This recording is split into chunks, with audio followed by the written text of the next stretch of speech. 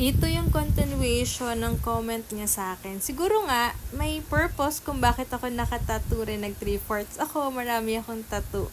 Kasi yung tattoo ngayon is hindi na siya parang galing ka sa kulungan or what. Art na siya guys, art na. And ayun, para kasi ito na yung accessories ko.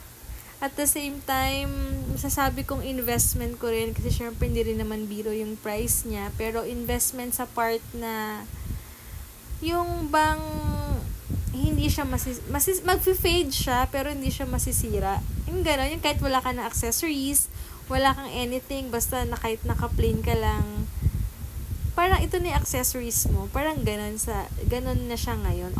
Art na rin talaga siya. At wala, hindi mo na kailangan mag-bonus kung mag-gold ka pa or something. Pero, ito na yon, ito na talaga yon. Hindi ko na rin kailangan bag.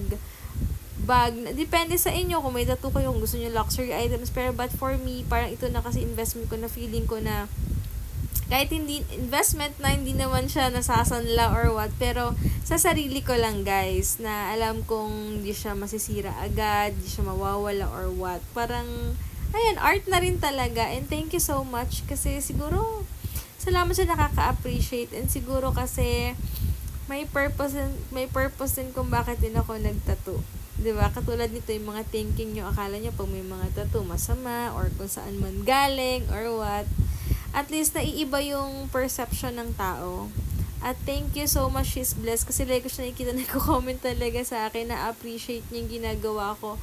Maraming salamat. Yun din naman yung goal ko. Hindi ko naman goal na maka-reach ng maraming tao. Bonus na lang din talaga na may mga ganito. Iba silent viewer lang din or viewers. Pero yung goal ko lang dito sa platform ko, hindi lang din para kumita, is para rin makasave ng soul like this one. Like her, na parang naiiba yung perception sa tao. Kasi tayo naman natin masisisi talaga madaling mag-judge sa social media.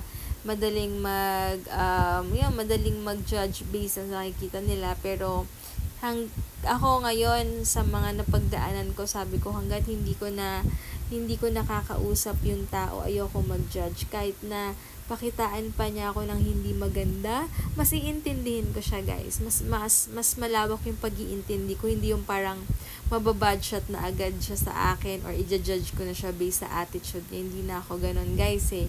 Dati pwede pa possible ganun ako na hate ko na agad, mabigat na agad loob ko or what. Pero iba kasi ngayon eh, na iba talaga sa mga pinagdaanan namin. Hindi na ako basta-basta mamanipulate ng kung ano-ano. Mag-iisip na talaga muna ako before anything else.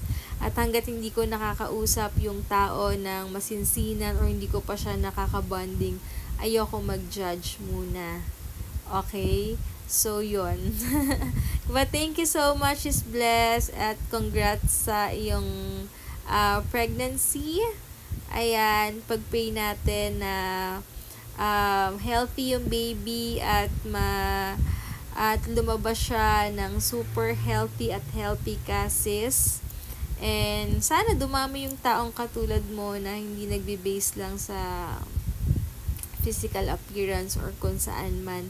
Kasi talagang sa mundong to, napakadaling manghusga talaga at madaling magsalita sa ibang tao. But sobrang happy rin ako na may ganyan pa rin palang talagang tao ngayon na katulad mo na hindi basta-basta nagja-judge or talagang kinikilatis muna talaga yung mga tao. So, keep it up sis kasi hindi lahat ganyan.